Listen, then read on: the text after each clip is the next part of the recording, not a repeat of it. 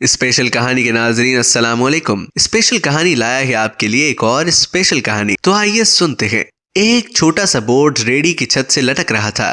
اس پر موٹے مارکر سے لکھا ہوا تھا، گھر میں کوئی نہیں ہے، میری بوڑھی ماں فالج زدہ ہے، مجھے تھوڑی تھوڑی دیر بعد انہیں کھانا اور اتنی ہی مرتبہ حاجت کرانی پڑتی ہے۔ اگر آپ کو جلدی ہے تو اپنی مرضی سے فروٹ تول لیں اور پیسے کونے پر رکھ کر ریگزین کے گتے کے نیچے رکھ دیجئے، ساتھ ہی ریٹ بھی لکھے ہوئے ہیں، اور اگر آپ کے پاس پیسے نہ ہو تو میری طرف سے لے لینا، اجازت ہے، واللہ خیر الرازقین۔ ادھر ادھر دیکھا، پاس پڑے ترازو میں 2 کلو سیب تولے، درجن کیلے لیے، شاپر میں ڈالے، پرائز لسٹ سے قیمت دیکھی، پیسے نکال کر ریڑھی کے پھٹے کے گتے والے کونے کو اٹھایا، وہاں 100، 50، 10 کے نوٹ پڑے تھے۔ میں نے پیسے اسی میں رکھ کر اسے ڈھک دیا۔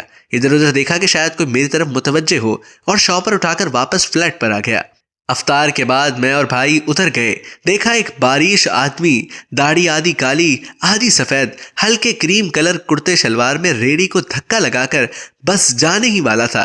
وہ ہمیں دیکھ کر مسکرایا اور بولا، صاحب پھل تو ختم ہو گیا۔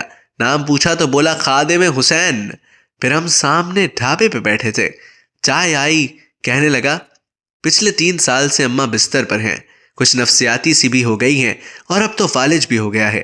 میرا کوئی بال بچہ نہیں، بیوی مر گئی ہے، صرف میں ہوں اور میری اماں۔ اماں کی دیکھ بھال کرنے والا کوئی نہیں، اس لیے مجھے ہر وقت اماں کا خیال رکھنا پڑتا ہے۔ ایک دن میں اماں کے پاؤں دباتے ہوئے بڑی نرمی سے بولا، اماں تیری تیمارداری کو تو بڑا جی کرتا ہے، پر جیب میں کچھ نہیں، تو مجھے کمرے سے ہلنے نہیں دیتی، کہتی ہے تو جاتا ہے تو جی گھبراتا ہے، تو ہی بتا میں کیا کروں؟ اب کیا گیپ سے کھانا اترے گا؟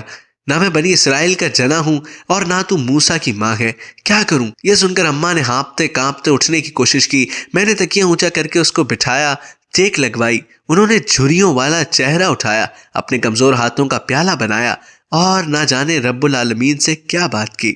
پھر بولی، تو ریڑھی وہی چھوڑایا کر، تیرا رزق تجھے اسی کمرے میں بیٹھ کر ملے گا۔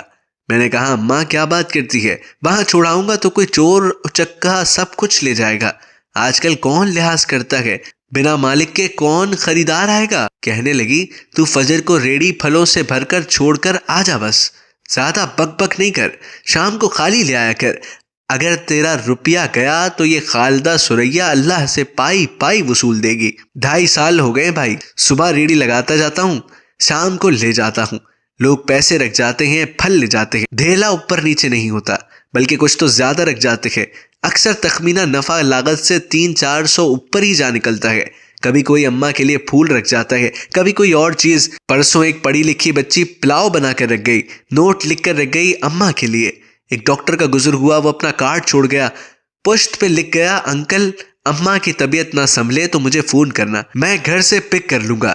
کسی حاجی صاحب کا گزر ہوا تو اجوا کھجور کا پیکٹ چھوڑ گئے۔ کوئی جوڑا شاپنگ کر کے گزرا تو فروٹ لیتے ہوئے اماں کے لیے سوٹ رکھ گیا۔ روزانہ ایسا کچھ نہ کچھ میرے رزق کے ساتھ موجود ہوتا ہے، نہ اماں ہلنے دیتی ہے، نہ اللہ رکنے دیتا ہے۔ اماں تو کہتی ہیں، تیرا پھل بیچنے کے لیے اللہ خود نیچے اتر آتا ہے اور بیچ بات جاتا ہے۔